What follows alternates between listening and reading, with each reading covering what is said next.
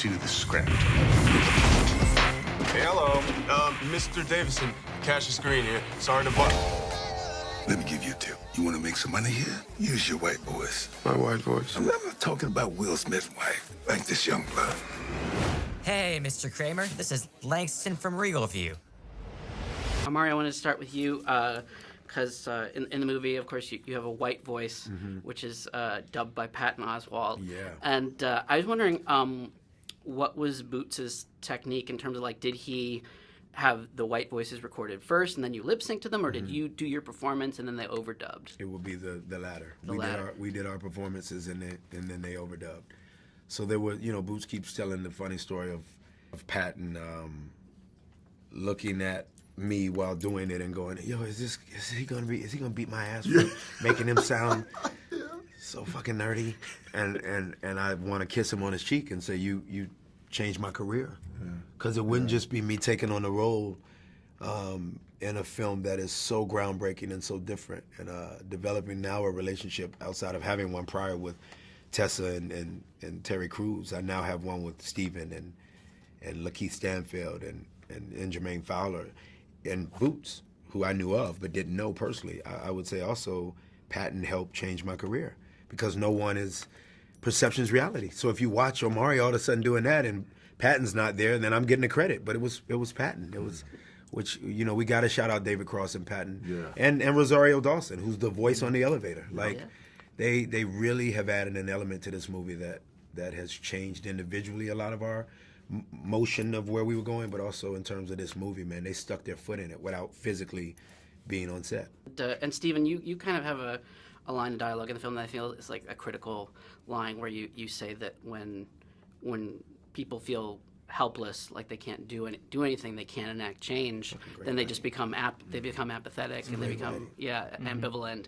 Like, how this question's for all three of you guys. How do we how can people kind of combat that and not give in to sort of that apathy? I mean, we are already hyper-normalizing, right? We're already making sense of what's happening in the world right now. I think it's just don't change course. I mean, I answered a question like this right early on, when a lot of the world was looking very bleak. The press is the press, and the stuff that comes out in the media is stuff that comes out in the media. But our MOs haven't changed. You're still spreading knowledge and love and trying to make something that people can feel and watch and listen and think about deeper. I think it's when sometimes you try to tackle it head on that you end up playing the same game that the thing is asking you to play. And for me, I want to fight it verbally too. But then I kind of saw the dead end there, which was it was just making me sick, it was making me angry, and it was making me toss my own verbal Molotov cocktails. And so I realized, like, the only thing I can do is just do what I was doing anyway, which was just trying to do some good stuff. Terry? No, that's a brilliant observation. I mean, a comment. The thing is, when you're talking about Hollywood, they start to get into the assembly line. Everything becomes like your script has to look like this, your script has to do like this. And I remember having scripts and I wrote, and I was like coming from my viewpoint, and they told me it was garbage. And I remember it was lined up, and you didn't do this, you didn't do that. But when you look at who's saying that, it's the one type of guy. It's that one white guy who's looking at it at this perspective. And then what makes this so encouraging and such a champion script for everyone, it's like Boots is the guy whose script got marked out and said, no way. Chopped up and said, nah, you didn't do it right. And it's amazing. The truth is, really it's amazing. He was actually an example of the person that script was rejected. And he stuck to his everything. 7 years. He stuck to it and fought for it. And everyone realizes, wait a minute, you know what? All those classes, all that stuff, it just made the same movie. And now everybody's tired of that. And you realize that your viewpoint is viable. The way you see the world is actual, quantifiably viable. I think that apathy is good. I think you should embrace it to a certain extent, but just also maintain some sort of hope and realize that you can make incremental change, that you can't change everything, but every little step, every little day counts.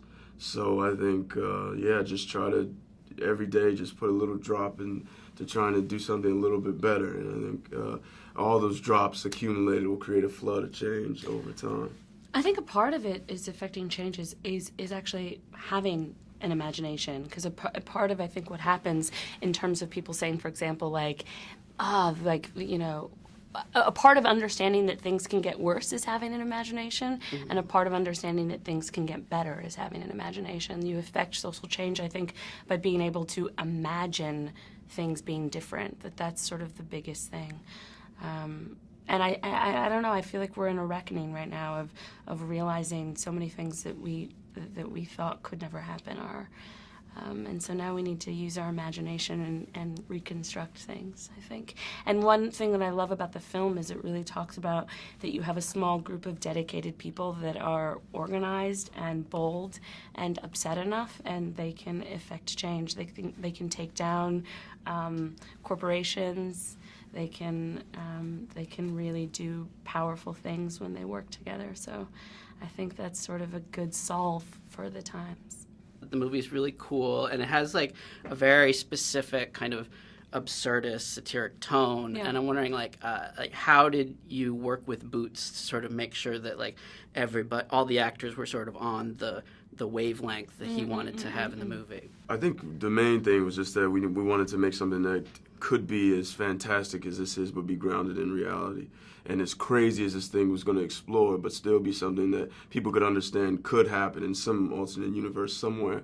So we wanted to keep it real. And so one way to do that is to create an environment on set that feels comfortable for people. And it feels like the environment is directly involved. And so we just felt like it was a difficult way to determine when we got on set and off set.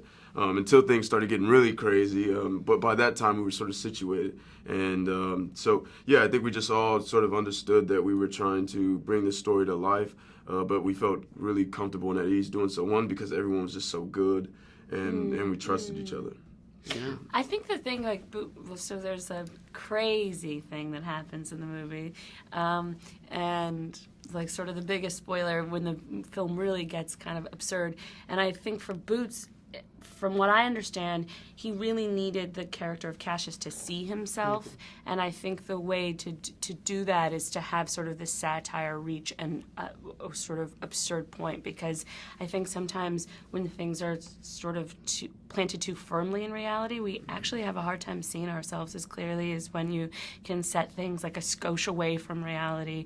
And the truth is, we're living in times now that I think you would have said a while ago, this'll never happen, and then you see certain images on the internet of what's happening, and you're like, wow, all right, that's the Oval Office? Cool. Oh, yeah. All right.